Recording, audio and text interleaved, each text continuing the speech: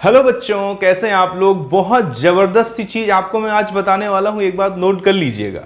मतलब इतनी बेहतरीन सी चीज है कि आपको बिल्कुल मजा आ जाएगा, देख लीजिएगा। देखो सरकार, अगर हम क्वेश्चन के थ्रू देखते हैं, पहले स्टेप में तो कोई बहुत बड़ी बात नहीं है। जरा देखिएगा इस क्वेश्चन को।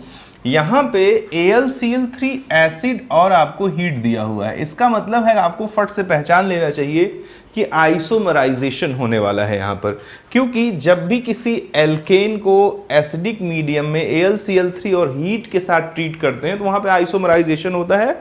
आपको ध्यान रखना है ये बात। सरकार जरा देखें कि हमारे जो एक्चुअल रिएक्टेंट है इसमें 1 2 3 4 5 6 टोटल नंबर ऑफ कार्बन कितने हैं? 6 है। अब जरा देख लीजिए ऑप्शन नंबर सी में, जरा देखें 1 2 3 4 5 6 7 7 कार्बन है, यानी कि रिएक्टेंट से ज्यादा प्रोडक्ट में कार्बन हो गई। ये तो संभावना बिल्कुल भी रूल आउट होती है। अगर मैं ऑप्शन नंबर डी को देख लूं तो यहां जरा देखिए 1 2 3 4 5 6 7, यहाँ पे भी 7 कार्बन है। इसके भी सच होने की संभावना रूल आउट होती है। अब बच्चों अगर आप गौर पूर्वक देखिए किसको, ऑप्शन नंबर 1 को, तो यहाँ पे टोटल नंबर ऑफ कार्बन कितने हैं? 1 2 3 4 5 6, और यहाँ भी 1 2 3 4 5 6, यानी या तो ऑप्शन नंबर ए करेक्ट है या तो ऑप्शन नंबर बी करेक्ट है। बट एक्चुअली मेरा टारगेट इससे पहले बताना नहीं था, मेरा टारगेट इसके बाद बताना है। जो सबको लगता है कि उन्हें आता है बट एक्चुअली आता नहीं है। तो जरा गौरपूर्वक सुनिए बच्चों।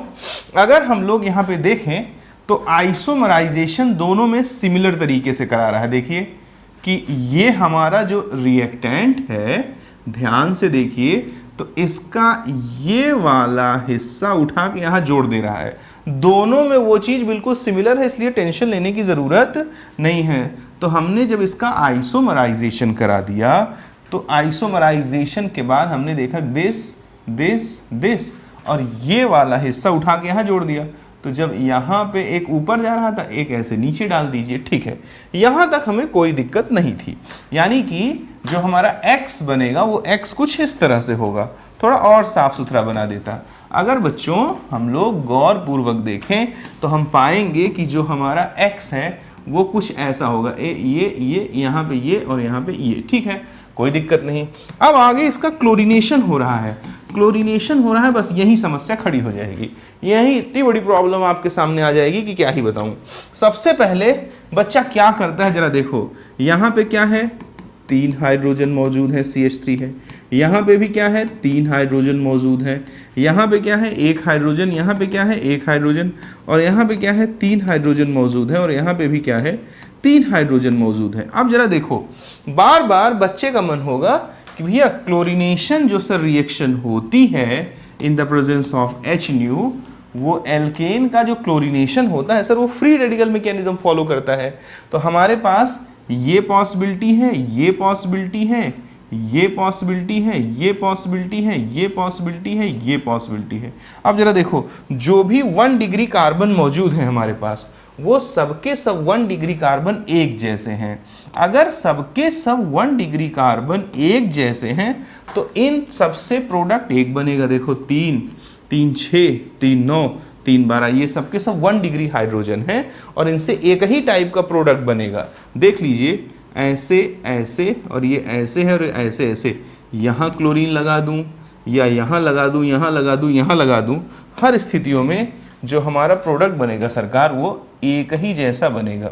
इसलिए यहाँ हमें ज़्यादा परेशान होने की ज़रूरत नहीं है। सिर्फ इतना कह देना है कि इन सभी क्लोरीनों से बनने वाला जो प्रोडक्ट है वो क्या होगा, वो प्रोडक्ट सरकार सेम होगा, ठीक है। तो हम लोग कह सकते हैं कि भाई अगर इनका मैकेनिज्म कैसा होता है, फ्री रेडिकल, तो सबका फ्री रेडिकल बना के देख लो। चलो सबका फ्री रेडिकल बना के देख लेते हैं। ऐसे है, ऐसे है, ऐसे ऐसे, एक बार डॉट यहाँ आएगा। अब चाहे डॉट यहाँ दिलाऊं, चाहे डॉट यहाँ दिलाऊं, चाहे डॉट यहाँ, चाहे डॉट यहाँ, इस सिमिलर व्यवस्था है। और एक बार डॉट यहाँ आएगा। अब हमको लगेगा कि इस फ्री रेडिकल की स्टेबिलिटी ज़्यादा है क्योंकि ये 3 डिग्री फ्री रेडिकल है, इसलिए Cl डॉट इसी पे अटैक करेगा और हमारा मेजर प्रोडक्ट कैसा बन जाएगा, ऐसा बन जाएगा। और हम टिक कर देंगे हड़बड़ी में किसको, ऑप्शन बी को। बट ऐसा कुछ भी होता नहीं है। अब आपको ध्यानपूर्वक असली राज तक पहुंचना है और बातों को ध्यान से देखना है। सरकार होता क्या है कि जो 3 डिग्री हाइड्रोजन है और जो 2 डिग्री हाइड्रोजन है और जो 1 डिग्री हाइड्रोजन है, प्रैक्टिकली इनके रिएक्टिविटी का रेशियो निकाला गया कि किसकी रिएक्टिविटी कितनी ज़्यादा होती है। तो जान लो कि 3 डिग्री और 2 डिग्री और 1 डिग्री की रिएक्टिविटी का जब रेशियो निकाला गया किसी एल्केन में हेलोजिनेशन रिएक्शन के साथ, तो वो रेशियो कितना आया 5:3.8:1। अब आपको ये ध्यान रखना है, इसको बताने बिल्कुल ध्यान रखिए, सेंटा नहीं आ रहा है क्लास में कि 3 डिग्री हाइड्रोजन 2 डिग्री से और 2 डिग्री हाइड्रोजन 1 डिग्री से ज़्यादा रिएक्टिव होता है और इनके रिएक्टिविटी का जो रेशियो है वो क्या होता है 5:3.8:1 होता है। ठीक है, अब जरा देखिए सरकार, इस क्वेश्चन को प्यार से देखिएगा। हमारे पास जो x बन के तैयार हुआ था वो x कैसा था, जरा देखिए, वो x कुछ ऐसा था, वो x कुछ ऐसा था। देखिए ये देखिए हमारा जो x है वो सरकार ऐसा था। ठीक है, चलो भाई ये है हमारा x। ठीक है, देखो अब इसके पास 3 डिग्री हाइड्रोजन की संख्या जो है वो कितनी है 3 3 6 3 9 3 12 12 हाइड्रोजन है। और जो 1 डिग्री हाइड्रोजन के नंबर कितने हैं 12 हैं। और ये देखो ये हमारा क्या है 3 डिग्री और ये भी क्या है 3 डिग्री कार्बन। 3 डिग्री हाइड्रोजन के जो नंबर हैं वो कितने हैं 2 हैं। तो प्रति हाइड्रोजन रिएक्टिविटी कितनी आई है 3 डिग्री की 5 आई है। तो 2 का कितना हो जाएगा 2 × 5 यानी 10 आ गया। और जो 1 डिग्री का प्रति हाइड्रोजन रिएक्टिविटी 1 है तो 12 के लिए कितना हो जाएगा 12 × 1। अब जरा बताओ 12 ज़्यादा या 10? यहाँ पर स्पष्ट रूप से पता लग रहा है कि 12 ज़्यादा है, यानी कि इस केस में 1 डिग्री हाइड्रोजन की रिएक्टिविटी 3 डिग्री से ज़्यादा आएगी और क्लोरीन बजाय 3 डिग्री कार्बन पर लगने के 1 डिग्री कार्बन पर लगेगा। और during the free radical substitution ये क्या हो जाएगा दिस और जा करके यहाँ क्लोरीन लग जाएगा और बच्चों ऑप्शन नंबर 1 करेक्ट हो जाएगा। बहुत ही इंपॉर्टेंट, मतलब ये समझ लो कि 1 नंबर का चीज़ है ये, बहुत ही अति इंपॉर्टेंट चीज़ों में से है ये। तो आप इसको अगर बेहतर तरीके से समझेंगे जानेंगे तो मज़े लेंगे, नहीं समझेंगे नहीं जानेंगे तो तकलीफ पाएंगे। भाई आदमी क्या सोचता है कि कहाँ लगा देना है जहाँ फ्री रेडिकल मोर स्टेबल बन रहा हो, ऐसा कुछ भी नहीं है। देखो अगला क्वेश्चन कहता है major product on monochlorination of 2 methyl butane. ये देख लीजिए 1 2 3 4, यहाँ पे लगा दिया मैंने CH3, यहाँ लगा दिया CH3, यहाँ लगा दिया CH3, यहाँ लगा दिया HH, यहाँ लगा दिया H। अब इसका मैं क्लोरीनेशन करा रहा हूँ। ठीक है, अगर मैं जरा भी जल्दबाजी में हुआ तो मैं यही सोचूंगा कि जो क्लोरीनेशन ऑफ एल्केन है वो फ्री रेडिकल मैकेनिज्म दिखाता है। फ्री रेडिकल मैकेनिज्म दिखाता है तो जो 3 डिग्री फ्री रेडिकल है उसकी स्टेबिलिटी क्या होती है ज़्यादा, और मैं धड़ से वहीं जोड़ दूंगा क्योंकि मोर स्टेबल इंटरमीडिएट से बनने वाला प्रोडक्ट मेजर होता है, वहीं मैं धड़ से जाके जोड़ दूंगा। बट ऐसा कुछ नहीं करना है। अगर तुमने इस क्वेश्चन में ऐसा किया कि सर 3 डिग्री हाइड्रोजन यही है, सर इसका क्या बन जाएगा, पहले स्टेप में फ्री रेडिकल बन जाएगा, फिर उसके बाद ये Cl2 पे अटैक करके सर क्लोरीनेशन कर लेगा और यहाँ पे क्या लग जाएगा Cl। तुरंत आंसर गलत हो जाएगा, तुरंत आंसर गलत हो जाएगा। आपको बहुत सावधानी से काम करना है बच्चों। देखिए ये बहुत ही इंपॉर्टेंट आर्टिकल है, धैर्य बना के अगर आप बातों को सुनेंगे तो गारंटी है कि आपको मज़ा आने वाला है और एक डेप्थ नॉलेज क्रिएट होगी। सरफेसियल बात नहीं है ये। देखो अगर मैं यहाँ पे देखूं तो मैंने अभी थोड़ी देर पढ़ा कि 3 डिग्री हाइड्रोजन और 2 डिग्री हाइड्रोजन और 1 डिग्री हाइड्रोजन के रिएक्टिविटी का अगर शेयरों क्या निकाला जाए, रेशियो निकाला जाए, तो इसको बताने सेंटा आएगा नहीं। 5:3.8:1 होता है। ये हमको ध्यान रखना है। ये लेबोरेटरी में एक्सपेरिमेंटली जाना गया है कि 3 डिग्री हाइड्रोजन की रिएक्टिविटी 2 डिग्री से और 2 डिग्री हाइड्रोजन की 1 डिग्री से ज़्यादा होती है, और अगर इनकी रिएक्टिविटी का रेशियो निकाला जाए तो वो रेशियो इतना आता है। तो ठीक है, अब यहाँ पे ज़रा देखना बहुत गौर से, बहुत इंपॉर्टेंट क्वेश्चन है ये।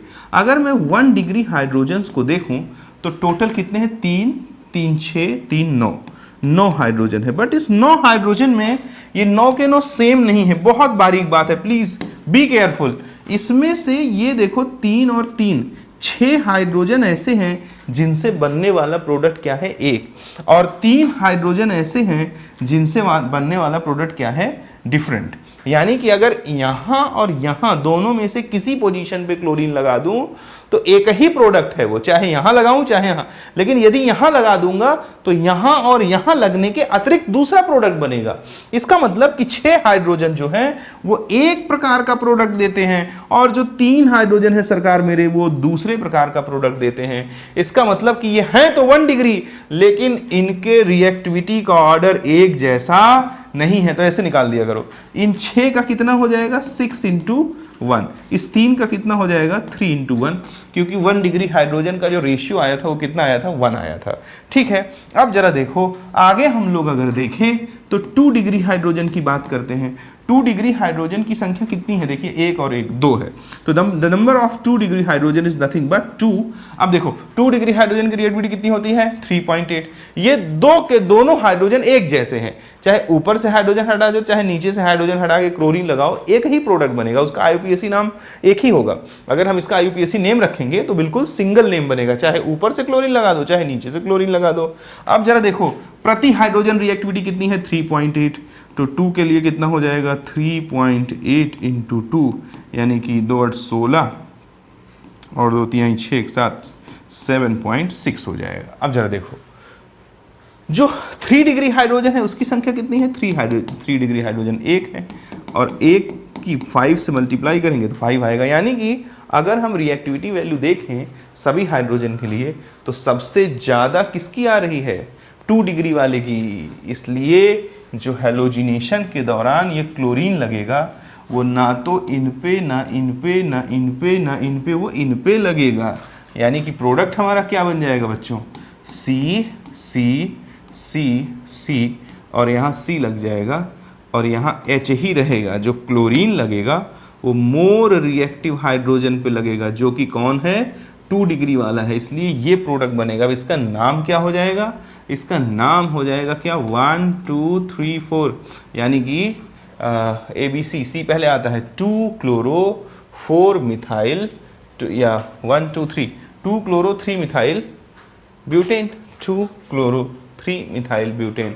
Third is the right answer. इसमें मैक्सिमम लोगों का आंसर क्या आ जाएगा, सभी बच्चों का C C C C C C, यहाँ Cl लगा देंगे, यानी 1 2 3 4, वो बोल देंगे 2 क्लोरो 2 मिथाइल ब्यूटेन, यानी इसकी आंसर क्या आ जाएगा, B, जबकि है क्या, B आते ही तुरंत आपका गलत हो गया। एक्चुअली आंसर क्या है, C है। मेरे प्यारे सरकार, उम्मीद करता हूँ कि आपको ये बात समझ में आई होगी। अब जरा अगला क्वेश्चन ले देता हूँ। कहता है 2 methyl pentane react with 1 equivalent of chlorine. ये देख लीजिए 1 2 3 4 5, 2 मिथाइल पेंटेन। ये और अच्छा क्वेश्चन है, देखिए H3 H H H H H, और यहाँ जरा देख लीजिए H3। अगर यहाँ जल्दबाजी में तुमने क्लोरीनेशन कराया तो तोते उड़ जाएंगे। आपको क्या करना है, आपको उस रेशियो को समझना है बेहतर तरीके से।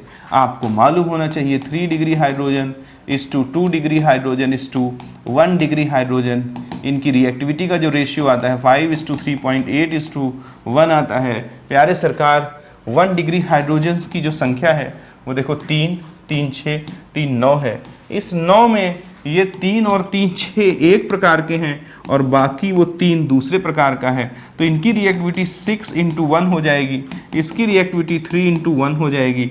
आगे देख लें सरकार, 2 डिग्री हाइड्रोजन हमारे पास कितना है, ये देखिए 2 और 2 4 है टोटल। 2 डिग्री हाइड्रोजन के नंबर 4 हैं, लेकिन 2 से बनने वाला प्रोडक्ट दूसरा है और बाकी 2 से बनने वाला प्रोडक्ट दूसरा है। यानी इन 2 हाइड्रोजनों में से किसी एक को हटा के क्लोरीन लगा दोगे या इन 2 हाइड्रोजन में से किसी एक को हटा के क्लोरीन लगा दोगे तो बनने वाला प्रोडक्ट सेम नहीं होगा, उनका IUPAC नेम अलग अलग आएगा बच्चों। अब जरा देखिए, तो अगर ऐसी स्थिति है तो इसकी रिएक्टिविटी का ऑर्डर क्या हो जाएगा, 2 × 3.8 यानी 7.6। इसका भी क्या हो जाएगा, 2 × 3.8 यानी 7.6। ओके, अब हमारे पास बचा 3 डिग्री हाइड्रोजन। 3 डिग्री हाइड्रोजन की संख्या सिर्फ और सिर्फ कितनी है, 1 है, तो 1 × 5। अब जरा देखें कि रिएक्टिविटी तो क्लियर हो गया कि 2 डिग्री की सबसे ज़्यादा होगी। यहाँ भी सब्स्टिट्यूशन नहीं होगा फ्री रेडिकल, यहाँ भी नहीं होगा और 3 डिग्री वाले पे भी नहीं होगा। अब ये बात तो क्लियर हो गई कि जो क्लोरीन का सब्स्टिट्यूशन होगा कहां पर, कार्बन पर। वो सरकारों जरा देखो, या तो इस पे होगा या इस पे होगा। अब सवाल पैदा होता है कि सर जो ये 2 डिग्री हाइड्रोजन है और जो ये 2 डिग्री हाइड्रोजन है, इनकी रिएक्टिविटी तो सर सेम आ रही है। अब बताओ मैं यहां लगाऊं क्लोरीन या यहां लगाऊं, ऑप्शन में तो सर दोनों लगे हैं। अगर यहां लगा दूंगा तो 2 क्लोरो और 4 मिथाइल हो जाएगा, ये देखिए यहां दिया हुआ है। और अगर मैं यहां लगा दूंगा तो 3 क्लोरो और क्या हो जाएगा 2 मिथाइल। 1 अगर मैंने यहां लगा दिया तो इधर से काउंटिंग होगी ना, 1 2 3 क्लोरो 2 मिथाइल, ये देखिए ये भी दिया हुआ है। अब क्वेश्चन ये है कि मैं क्लोरीन को लगाऊं तो कहां लगाऊं, तो इसके लिए बहुत आसानी से मैं आपको चीजों को समझा दूंगा, बिल्कुल निश्चिंत रहिए। देखिए आपको मालूम है कि फ्री रेडिकल मैकेनिज्म होता है, उन दोनों पॉसिबल प्लेसेस पे आप फ्री रेडिकल लगा दीजिए, ठीक है। एक तो CCC, 1 2 3 4 5 CH3, यहाँ मैंने डॉट लगा दिया, यहाँ H3 है और यहाँ HH है। दूसरा आप दूसरे पे लगा दीजिए, 1 2 3 4 5, यहाँ CH3 है और यहाँ डॉट लगा दिया, यहाँ H है, यहाँ CH3 है और यहाँ पे H है। तो जरा देखो इन दोनों हाइड्रोजन की रिएक्टिविटी सेम है, बट अब देखो किस फ्री रेडिकल की स्टेबिलिटी ज़्यादा है। तो देखो यहाँ से अगले कार्बन को क्या बोलते हैं, अल्फा कार्बन।